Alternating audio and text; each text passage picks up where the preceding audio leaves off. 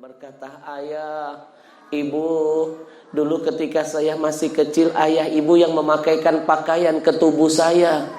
Detik ini Allah takdirkan saya, insya Allah akan memakaikan pakaian ke tubuh ayah dan ibu. Saya akan bungkus jasad ibu. Demi Allah, setiap lipatan kain kapan yang menutup aurat ayah dan ibu, demi Allah, saya akan iringi dengan istighfar. Saya akan mohonkan ampunan dari Allah buat ayah dan ibu.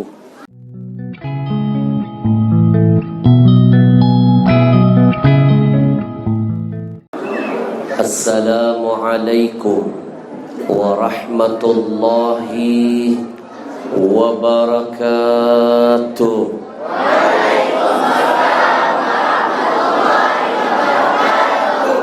Alhamdulillahi wa kafa. Wassalatu wassalam ala sayyidinal Mustafa wa ala alihi wa sahbihi ahli sidqi wal wafa. Allahumma salli wa sallim wa barik wa karrim wa azzim ala sayyidina Muhammadin ala sayyidina Muhammadin wa ala alihi wa ashabihi ajma'in. Amma Bapak Ibu, izinkan saya menitipkan pesan pertama. Jangan sungkan-sungkan menyebut bersalawat kepada Nabi ketika telingamu mendengar nama nabimu disebut. Pasti ada yang bertanya-tanya, kenapa tadi saya mengajak Bapak Ibu mengulangi salawat untuk Nabi 2 kali?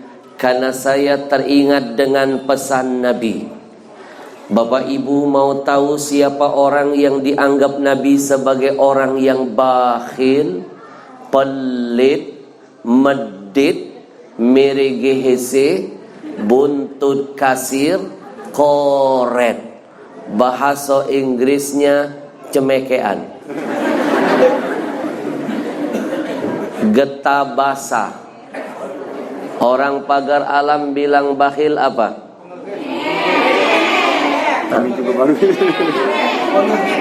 Pengerit. Pemerit. Bapak Ibu mau tahu siapa orang yang dianggap Nabi sebagai orang yang pemerit?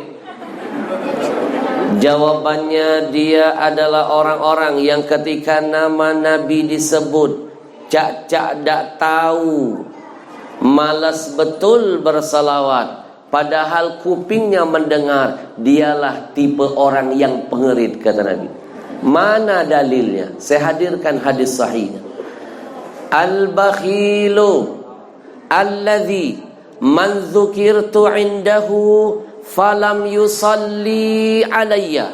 Kata Nabi, orang yang pemerit itu adalah orang-orang yang ketika namaku, kata Nabi, disebut, mulutnya diam, tidak bersalawat kepadaku.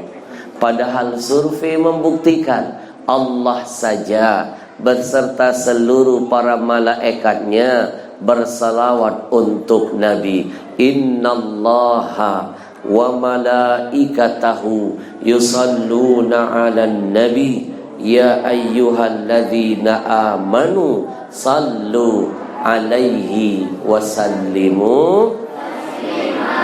Satu kali baca istighfar, cuma 1 dosa kita dihapuskan. 1 kali kita bersalawat, 10 dosa dihapus ke, 10 pahala dinaik ke, 10 derajat ditambah ke, 30 berbanding 1. Rugi yang tidak galak bersalawat kepada Nabi.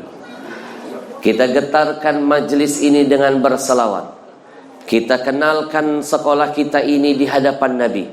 Kita angkat derajat nama ayah ibu kita di hadapan Nabi.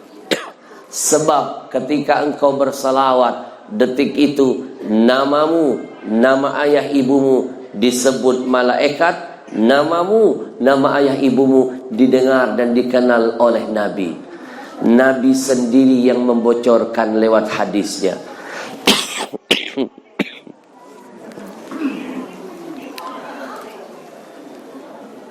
Berapa hari di pagar alam ngirup cuko batuk,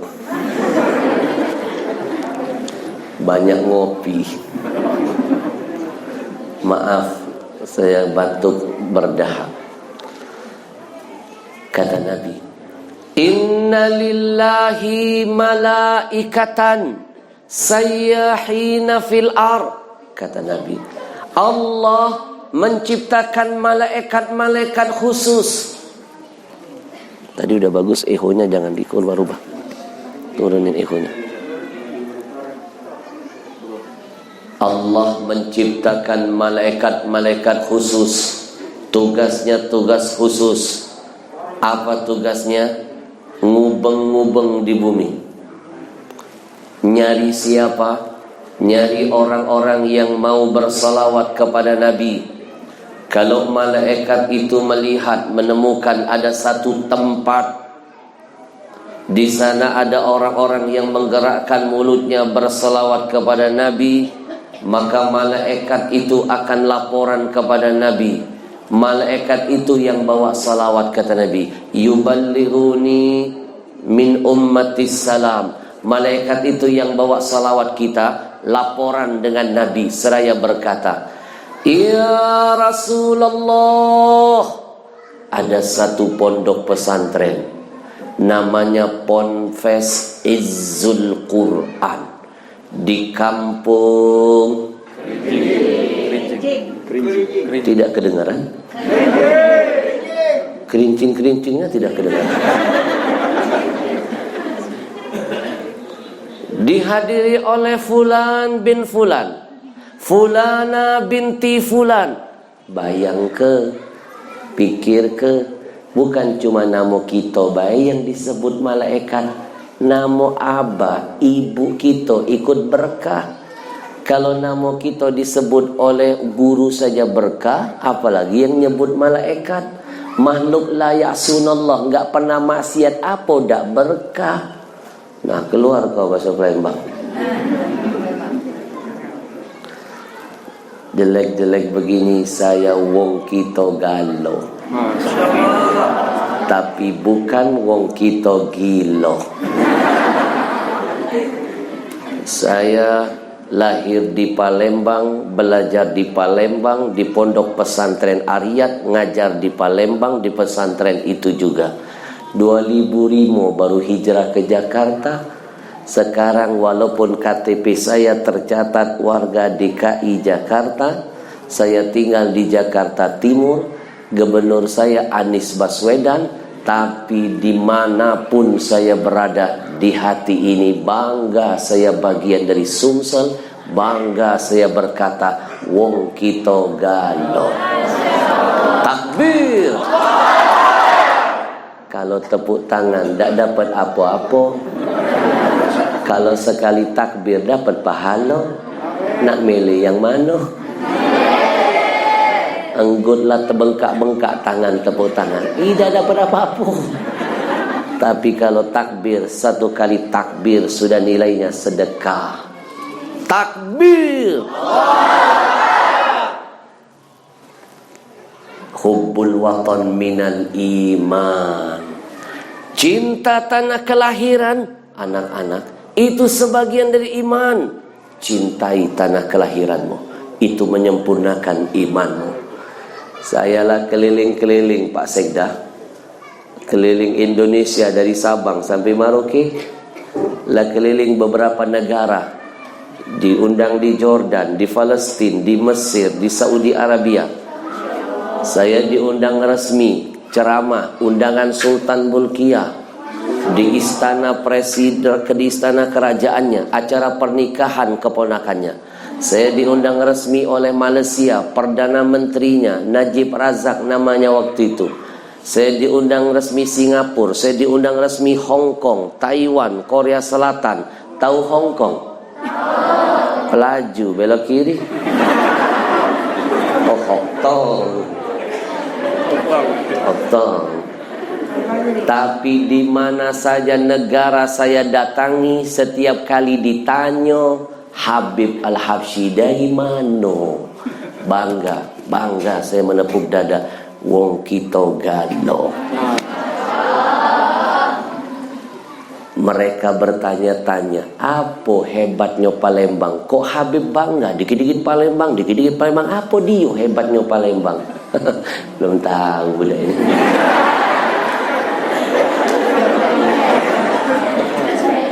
Saya jelaskan, Palembang itu wongnya terkenal kuat galau. Saking kuatnya, bayangkanlah kapal selam lagi dimakan. Apalagi corona.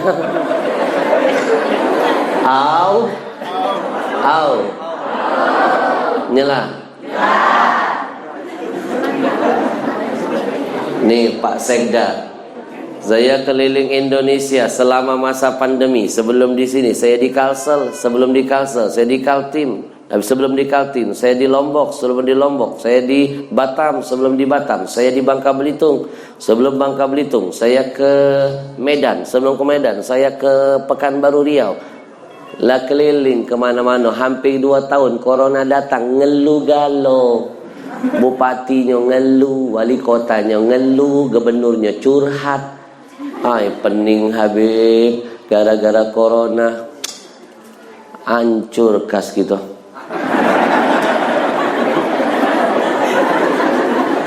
Gara-gara corona kemiskinan di tempat kami makin meningkat Habib.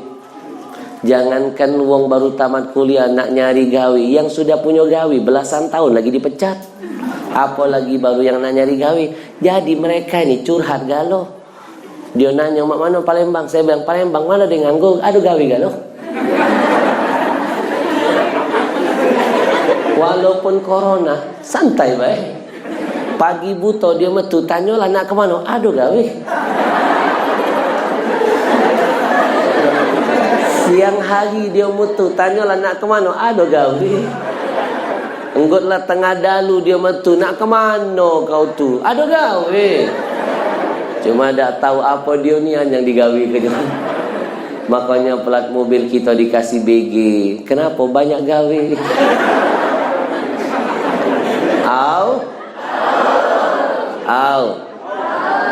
Saya sudah keliling Indonesia.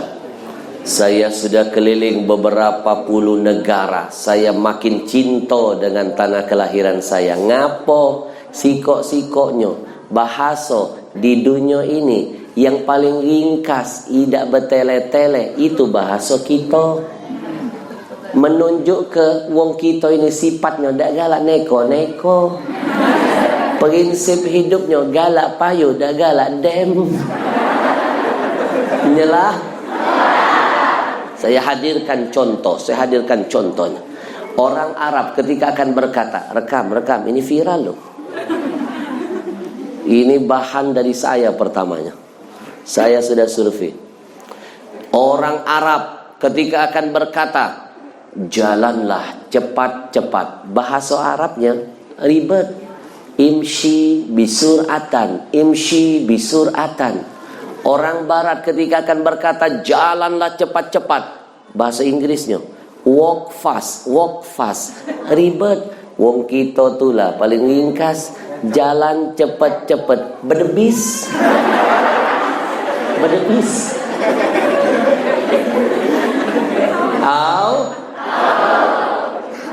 Orang Arab ketika akan berkata saya kaget, bahasa Arabnya panjang. Ana ata'ajab. Ihonya boleh enggak diturunin? Jangan bergema, jangan nyaring. Saya kaget. Ana ata'ajab. Panjang. Orang Barat ketika berkata saya kaget, bahasa Inggrisnya ribet. I feel surprised. Bahasa kita telah paling ringkas. Saya kaget, berdesau.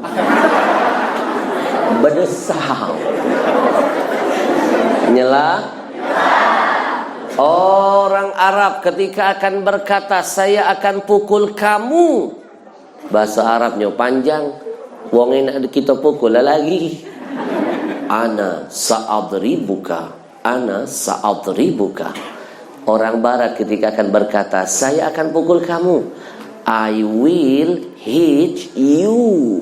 Kelamuhan. Wong kita tu lah paling ringkas dah bertele-tele. Saya akan pukul kamu. Berdempang. Berdebis. Berdesal. Berdempang. Takbir.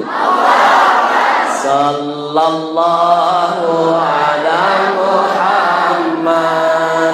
Sallallahu alaihi wasallam.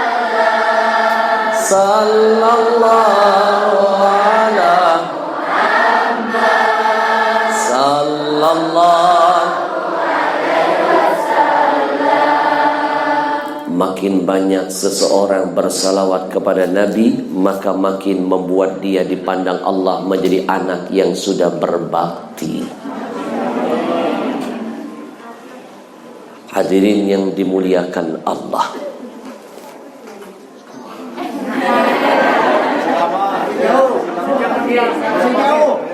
sebentar, saya mau tanya dulu dengan Pak Sekda.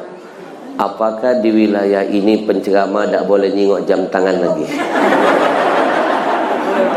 Boleh Pak? Kalau ada penceramah baru mulai ceramah galak nyingok jam tangan, jangan marah. Itu cuma teknik ceramah saja. Sebenarnya dia lagi mikir habis ini nak ngomong apa. Saya masih merasakan seperti berada di pesawat. Masih gaplek. Masuk dari dalam ke sini jalannya mulus Pak Sekda.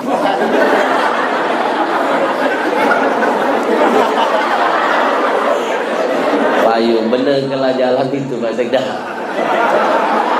Amin, amin. Takbir. Njuk tahu wali kota. Kalau Pak Sekda tak ngenjuk tahu, saya ngenjuk tahu. Kita gembutan masuk syurga.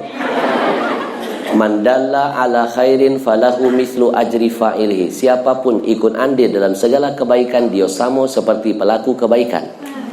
Kalau saya nelfon Pak Wali Kota, nelfon, ayo benarkah jalan tu? Dibenarkan? Walaupun saya tidak begawi, dapat pahala. Habis ini Pak Sekda balik ni. Pasti ni, asli ni. Gai-gainya ngadu ni habis ini. Cetok. Kita doakan.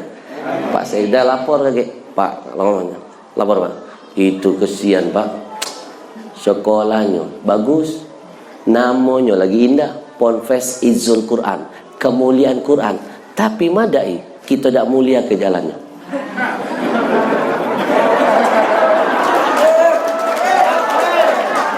Masuk Pak Eko. Ini ngenjuk tahu baik. Man ahabbak nasohak. Siapa yang mencintaimu, dia nasihatimu. Nih santri nih, kalau ente punya salah, gurumu diam, tak negor, berarti itu guru tak bagus. Tidak sayang dia. Teguran itu berarti cinta. Nih Pak Sekda negur warga, itu cinta.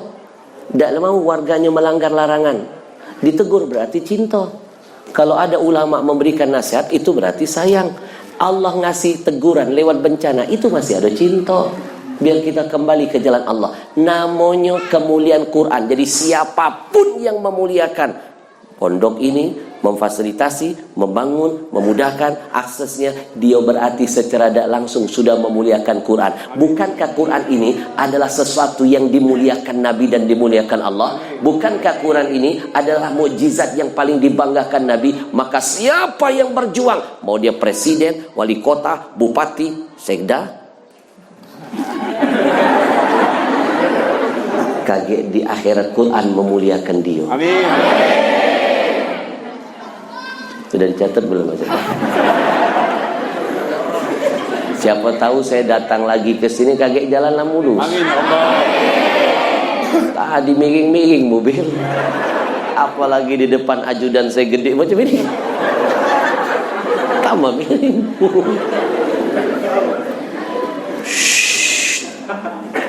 Berkah. Barang siapa yang memudahkan jalan orang menuntut ilmu, Allah mudah ke jalan dia ke syurga. Kita doakan Pak Sekda, Pak Wali, semuanya yang terlibat diberikan Allah kekuatan hidayah. Dijaga Allah dalam setiap langkah-langkahnya. Dijadikan jabatan menjadi asbab kemuliaan dunia dan akhirat. Ya Rabbal, saya sayang, saya hormat dengan orang-orang pejabat yang beriman dengan Allah seperti Pak Sekda. Di sela-sela kesibukannya masih nyempat ke diri hadir ke sini. Dia datang ke sini bukan cuma nak silaturahim, sebenarnya nak ngecek jalan.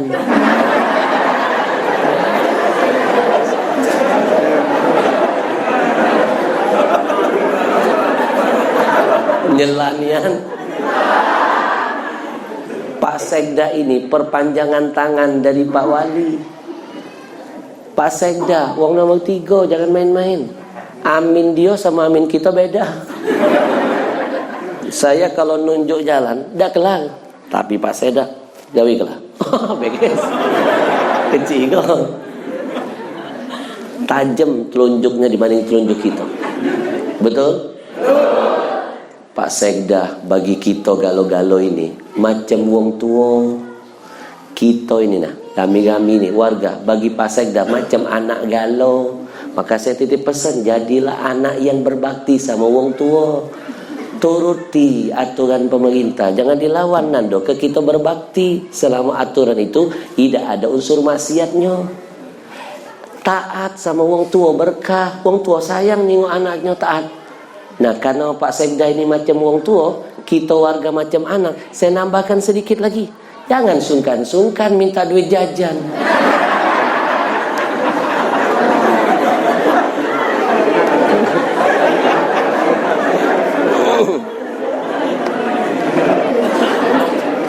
Bapak Ibu yang dimuliakan Allah, izinkan saya menghantarkan ucapan terima kasih jazakumullah ahsanal jaza kepada keluarga besar Pondok Pesantren Izzul Quran di bawah pimpinan guru kita tercinta ad-da'i ila Allah al-mujahid fi qawlihi wa fi'li akhina fillah al-ustaz Muhammad Haji Santoso. Haji ada pun Haji Masaid. Haji Santoso dan segenap para guru-guru lain yang tidak bisa saya sebutkan satu persatu, saya pastikan di hati ini ada rasa hormat untuk mereka. Kita angkat tangan dulu yuk, kita doakan ulama-ulama kita. Semoga Allah sehatkan badannya, panjangkan umurnya, kuatkan imannya, dijaga semangat istiqomahnya. Amin ya Rabbal. Pesan kedua sore ini saya titipkan buat Bapak Ibu. Kalau pesan pertama tadi apa? Jangan sungkan-sungkan bersolawat kalau kuping dengan nama Nabi disebut. Pesan kedua, jangan sungkan-sungkan menyebut amin, amin, amin ketika kuping mendengar doa kebaikan. Ngapo? Ad-da'i wal mu'ammin syarikani fil ajr. Orang yang berdoa, wong yang melok-melok ngaminkan, dua-duanya dapat pahala yang sama, dua-duanya dapat keberkahan yang sama. Kalau kaget yang berdoa dikasih Allah apa yang dia minta, yang ngamin ke ngentol, rugi dah galak ngamin ke. Maka aminkan doa orang-orang dalam kebaikan, insya. Dan yang tidak saya lupakan segenap hadirin hadirat yang berbahagia, jamaah kampung Kerincing masih masuk pagar alam kan? Jujur Pak Sekda, lah 10 tahun lebih saya tidak ke pagar alam ini. Terakhir zamannya Ibu Wali Kota masih sempat telepon-teleponan dengan saya. Waktu itu kalau tidak salah mau kerjasama dengan saya, mau ngasihkan mata air buat saya untuk saya bikin perusahaan air minum. Pak Alek waktu itu masih jadi gubernur. Pak Alek bilang, Habib melok saham, kita bikin pabrik bareng. Ayo, ayo.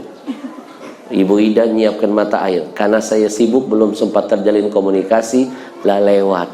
Insya Allah mudah-mudahan saya datang ini, siapa tahu ada mata air lagi. Saya jujur nyampe ke pagar alam ini kagum lihat keindahannya. Gunung Galo. Lah 10 tahun tak ke pagar alam. Hari pertama ditaruh uang bawa Gunung Dempo. Saya kedinginan. Saya bilang ke staf saya, "Payo mati ke AC itu." Ternyata tanpa AC. Luar biasa. Masya Allah. Bangga saya hadir ke pagar alam. Asetnya banyak, mulai dari kopi dan lain sebagainya. Kecil ego jalan tadi.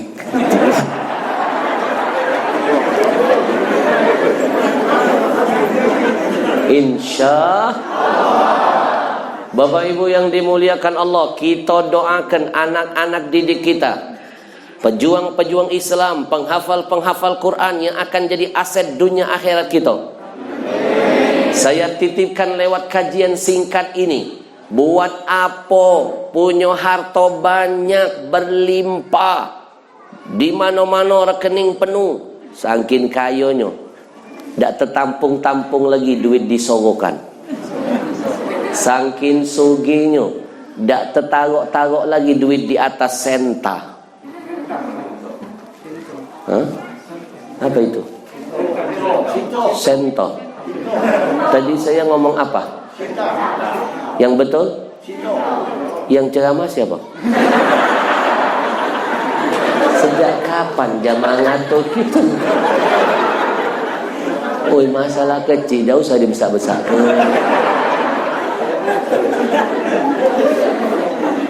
Kanlah Dinjuk tahu tadi di awal, saya ini 2005 ninggal ke Palembang, mendep di Jakarta. Jadi maklum kelak kalau bahasa Palembang galak bercampur-campur bahasa Jakarta. Kadang-kadang galak tersebut antar dukin, kage aja, basing saja, berejalah dia.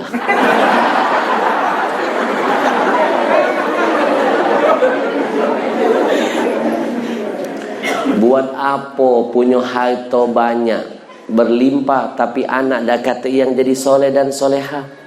Lebih baik kita dah usah punya apa-apa, asal ada anak kita yang jadi soleh dan soleha, itulah bakal jadi harta yang tidak ternilaikan dunia sampai akhirat kita.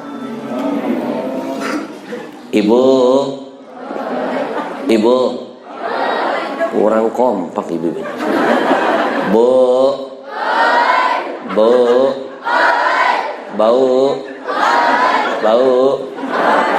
Kok bau? Uy, mandi kawan nih jaya. Saya titipkan sebuah pesan singkat hari ini dari Rasulullah. Bapak Ibu, satu hari Nabi pernah ngumpul dengan sahabat. Waktu duduk, Nabi lempar pertanyaan. Ma ta'udduna rakufikum. Ma ta'udduna rakufikum. Kata Nabi, tahukah kalian siapa orang yang dianggap Allah dia sebagai orang yang mandul? Siapakah orang yang mandul itu menurut Allah? Salah seorang sahabat ngangkat tangan, coba nak jawab. Iya Rasul. Iya. Orang yang mandul itu alladzi la yuladu lahu. Dia tak punya keturunan, itu mandul. Dia kawin, nikah, bertahun-tahun tak punya anak. Memang anak ini Pak Sekda misterius problem. Rahasia Allah. Ada yang setahun, 2 tahun, 3 tahun nikah, dah hamil. Ada yang dah nikah, hamil rasanya.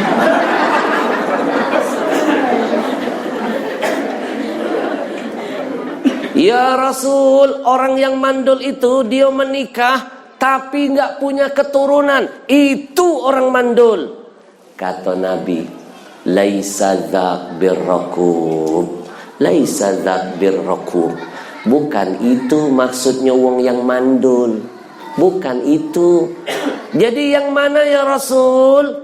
Dengar ke? Kira-kira kita ni termasuk dah mandul. Dengar ke? Ibu-ibu mau tahu siapa orang yang mandul?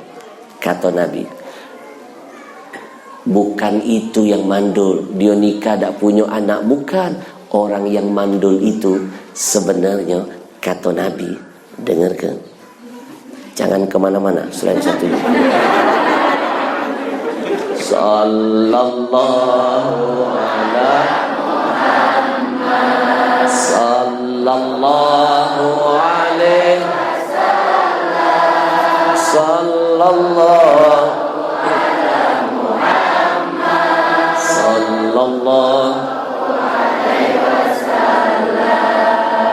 Orang yang mandul itu, kata Nabi, alladzi lam yuqaddim min waladihi syai'ah. Dia adalah orang-orang yang punya anak banyak, kadang-kadang anaknya tiap hari, tiap tahun balbul. Tiap tahun produksi, tapi sayang, kata Nabi, galo-galo anaknya yang dilahirkan tidak katik jadi aset akhiratnya. Dengan kata lain, anaknya tidak katik manfaatnya. Punya anak banyak nyusa ke galo. Punya anak banyak durhaka galo. Punya anak banyak tak pacak ngaji galo. Punya anak banyak tidak berbakti galo. Kata Nabi, inilah orang yang hakikatnya mandul nanti di hadapan Allah. Ibu,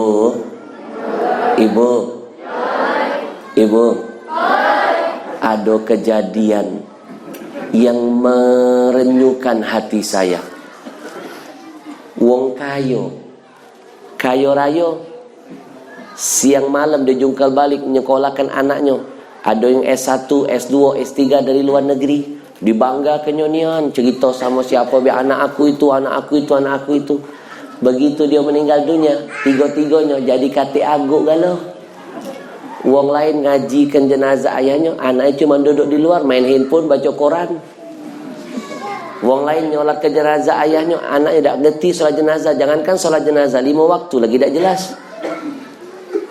Dengan kata lain cuma dunia baik, tapi akhirat dah dia persiap ke. S1, S2, S3 kalau digabung jadi S-Teleng. Dah kati guno. Model macam ni dah kati guno. Bu, saya pacak ngomong macam ini, kejadiannya di depan mata.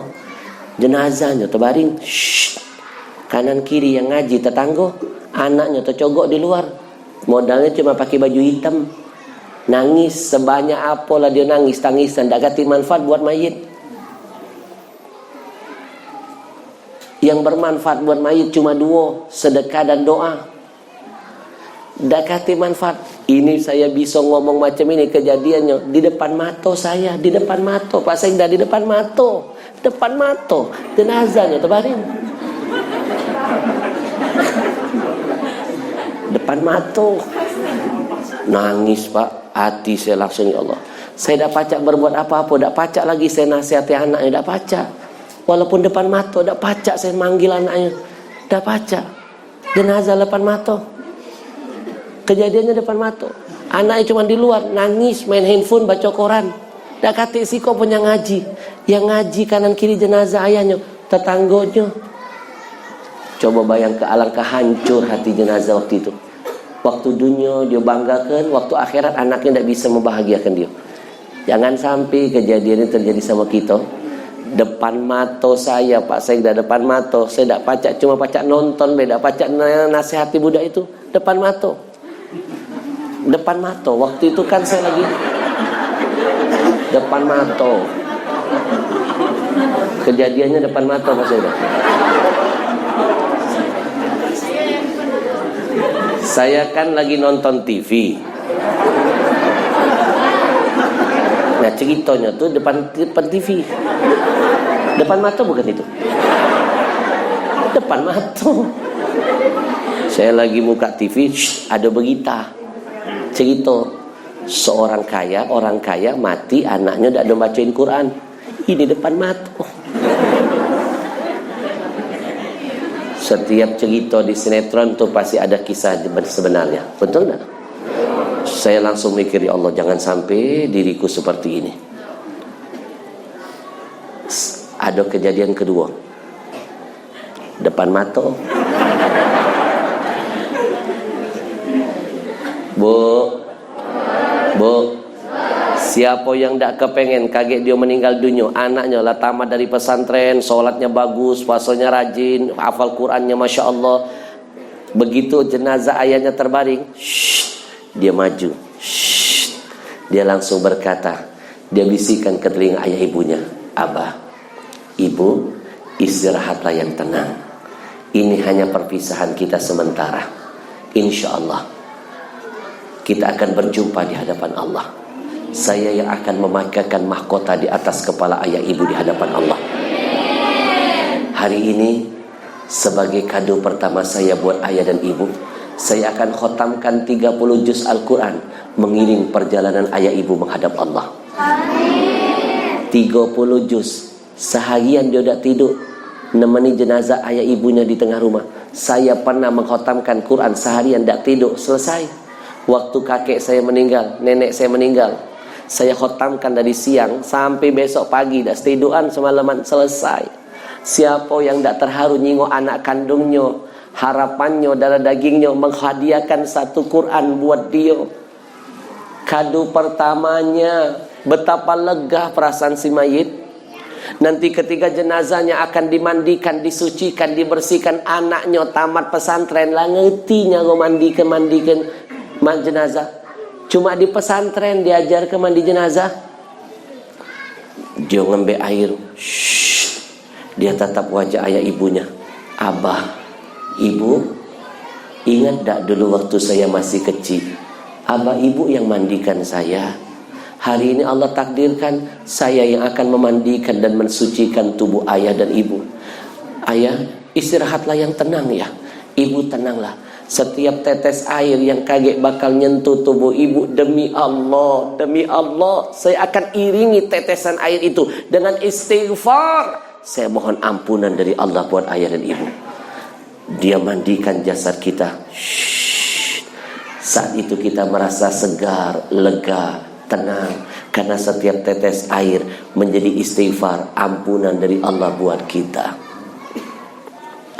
Setelah jenazah kita dimandikan, sudah siap dikafani, anak kita tamatan dari pondok, di pondok diajarkan bagaimana proses mengkafankan jenazah.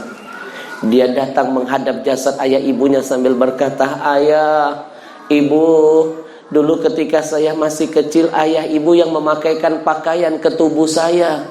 Detik ini Allah takdirkan saya, insya Allah akan memakaikan pakaian ke tubuh ayah dan ibu. Saya akan bungkus jasad ibu. Demi Allah, setiap lipatan kain kapan yang menutup aurat ayah dan ibu, demi Allah, saya akan iringi dengan istighfar.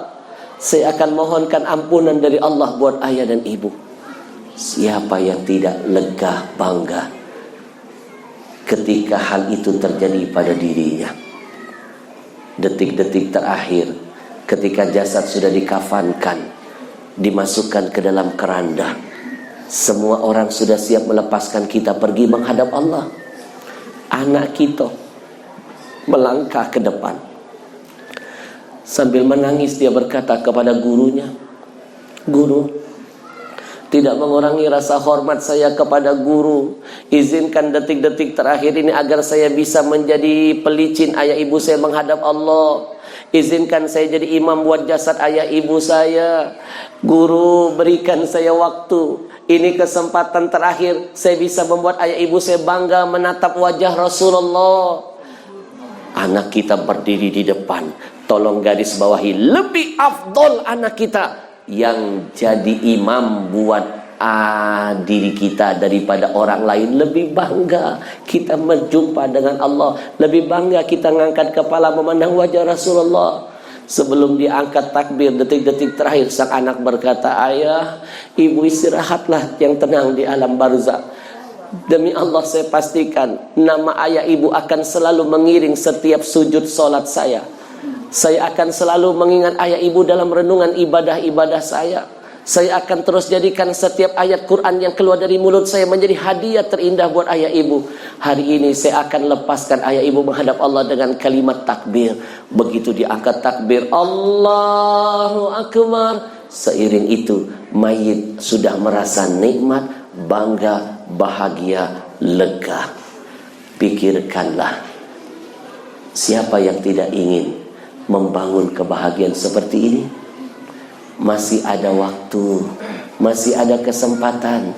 Mumpung nyawa masih ada, badan masih sehat, pulang dari tempat ini, berikan dukungan kepada anak-anak kita untuk selalu jadi yang terbaik buat kita dunia akhirat. Dukung mereka belajar di pesantren ini. Bagi yang belum menyekolahkan anaknya ke pondok, cepat-cepat masuk ke pondok. Pondok inilah yang akan menjadi aset wasilah yang bisa menyelamatkan anak kita dan diri kita.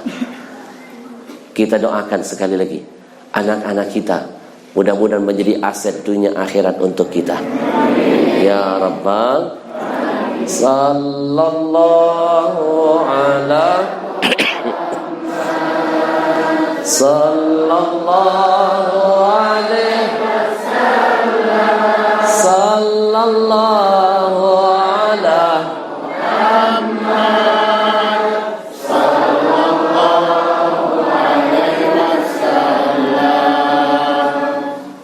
Bapak Ibu, saya kalau melihat anak-anak kecil penghafal Quran seperti ini, saya teringat santri kami di pondok pesantren Aryan yang tenggelam ketika di Sungai Musi, yang sempat menggemparkan Palembang waktu itu. Kisah nyata Pak Sekda. Kisah nyata ini akan saya angkat jadi film layar lebar dakwah kedua saya. Kejadiannya Ramadan beberapa tahun yang lalu. Pondok pesantren kami Ariyat Palembang mengirim 20 santri masih kecil-kecil ikut lomba hafalan Quran. Pergi dari pondok naik mobil lewat jalur darat. Selesai lomba jam 12 malam, inisiatif ketua rombongan,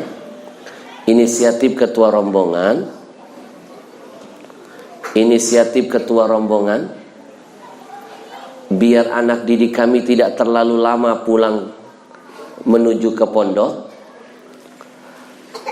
mereka ngambil jalan pintas.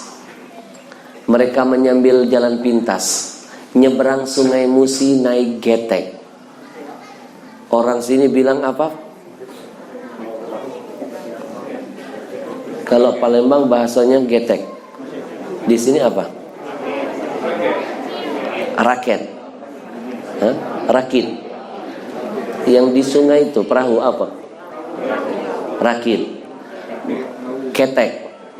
Mereka nyebrang Sungai Musi naik ketek. Manusia punya rencana, Allah Maha merencanakan.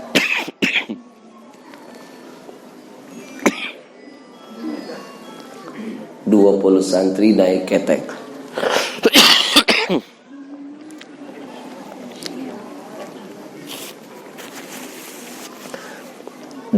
Santri naik ketek. Jeruk ya. Minum dulu ya.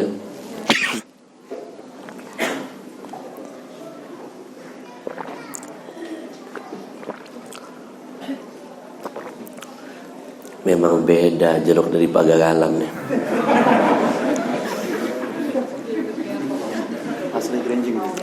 Asli kerincing. Terasa. Lebih terasa lagi kalau dibungkus ke. Unjuk tahu baik. Jangan dianggap bercanda. Salah ya.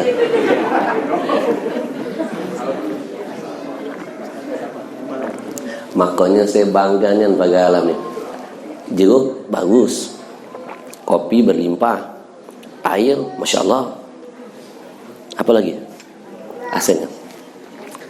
Kecil tangan jalan tadi kecil. tidur. Jingok kalah balik ini merem Pak Sekda. Malam merem tidur, soalnya tidur. Merem, besok laporan. Jingok, kita doakan. Masuk Pak Eko. Bu, 20 santri naik ketek. Nyampe di tengah sungai, ketek bocor, 20 santri kami tenggelam Pak Sekda. Kami baru sadar, dari 20 santri itu cuma ada 17 santri baik yang pacak berenang. 3 santrinya ketahuan dah pacak berenang, kelelep, tenggelam. Jenazahnya baru ditemukan 4 malam 3 hari setelahnya, di tempat yang berbeda-beda. Padahal ketiga-tiga santri yang tenggelam itu jadi korban. Seorang santri hafal 10 juz. Korban kedua, seorang santri hafal 20 juz. Korban ketiga, seorang santri hafal 30 juz. Tiga-tiganya kandidat juara 1 galo di bidang mereka masing-masing. Tapi Allah punya rencana lain. Mereka ditenggelamkan 4 malam 3 hari, jenazahnya baru ditemukan di tempat yang berbeda-beda. Tapi Masya Allah, kami semua dapat pelajaran dari Allah. Ketika jenazah mereka diangkat satu persatu di tempat yang berbeda-beda, Allah tunjukkan kekuasaannya. Allah tidak akan ingkar janji. Innaka la tukhliful. Apa janji Allah? Di antaranya, Inna nazzalna dzikra wa inna lahu sesungguhnya kami yang menurunkan Quran, kata Allah, dan kami yang pasti menjaganya. Ternyata makna lahafidhun, saya menemukan makna tafsir yang lebih luas. Bukan cuma Quran yang akan dijaga, wong yang belajarnya dijaga, yang ikhlas mengajarkannya dalam penjagaan Allah, yang ikhlas mengamalkannya dijaga, yang jadi donaturnya dijaga, yang ikut ke jalannya dijaga. Unjuk tahu baik.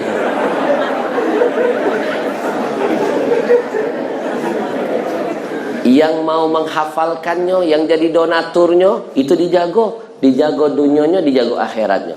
Ini terbukti Pak Sekda sama santri kami.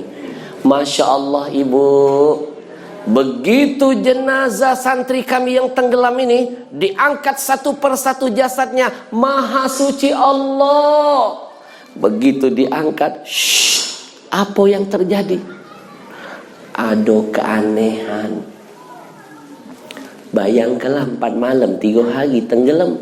Begitu diangkat, satu-satu, apa yang terjadi?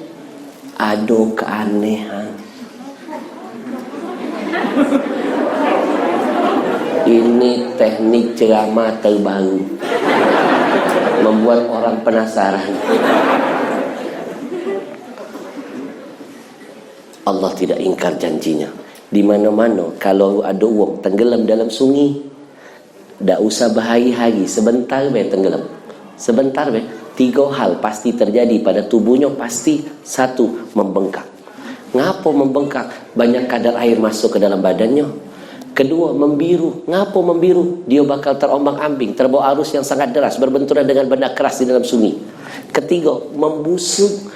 Tapi Pak Sekda, subhanallah, ketiga-tiga santri kami ini yang hafal 10 juz, 20 juz, 30 juz, 4 malam 3 hari lah tenggelam dalam sungai. Begitu diangkat jasadnya, Masya Allah, ada keanehan.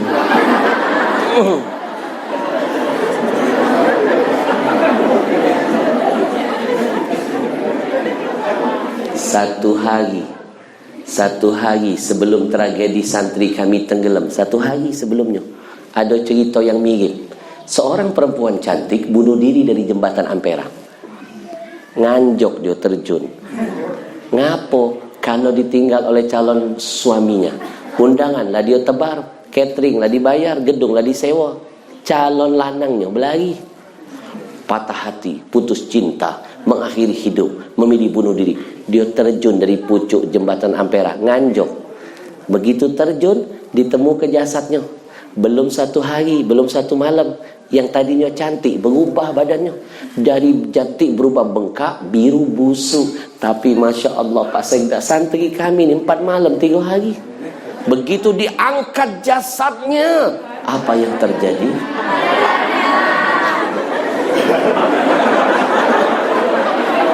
Ada keanehan. Sampai-sampai ada petugas air sungai yang kerja di Pemda bersumpah, demi Allah Habib, 15 tahun akulah begawe di sini, ngurusin wong-wong yang terbegak-terbegak ini. Baru kali ini aku melihat dengan mata, mendengar dengan telinga, memegang dengan kedua tangan, ada budak kecil tenggelam berhari-hari. Ya Allah, begitu kita angkat jasad dia, ada keanehan.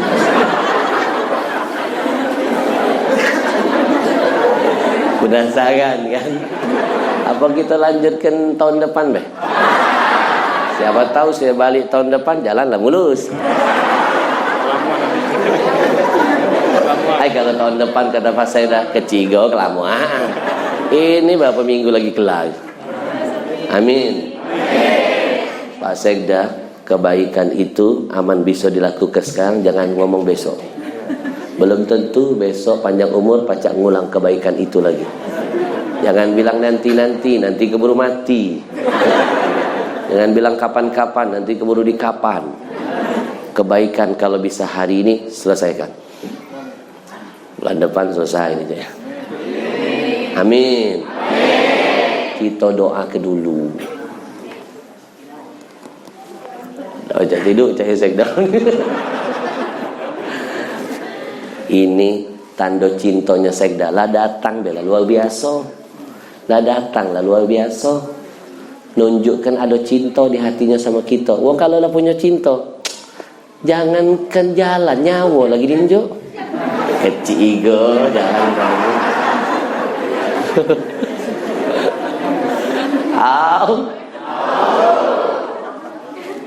Petugas sungai bersumpah, demi Allah 15 tahun saya kerja di sini, ada budak kecil tenggelam 4 hari 4 malam. Jangankan badannya dijaga Allah, pakaian yang menempel di badannya masih dijaga, auratnya masih nutup. Di mana-mana ya maaf ya, wong kalau lah kena berhubungan dengan air, dah usahakan tenggelam, dia hempas air tsunami sebentar be. Baju ke mana, celana ke mana? Terdedek. Ingat tak kejadian artis yang jingkak-jingkak joget-joget di Anyer? Betul? Dihampas tsunami, hitungan cuma berapa menit, dihampas. Bajunya kemana, celananya kemana, telanjang. Di Aceh, dahsyat loh air itu. Padahal mereka pakai celana jin. Celana jin tuh ketat, kena air harusnya makin melekat. Ini celananya hilang, bajunya udah tahu kemana, telanjang. Padahal mereka pakai celana jin. Kemarin ada nenek-nenek dengar ceramah saya begini, ngangkat tangan, Habib, kalau dia pakai celana jin, lalu jin pakai celana siapa? Aja belago nenek.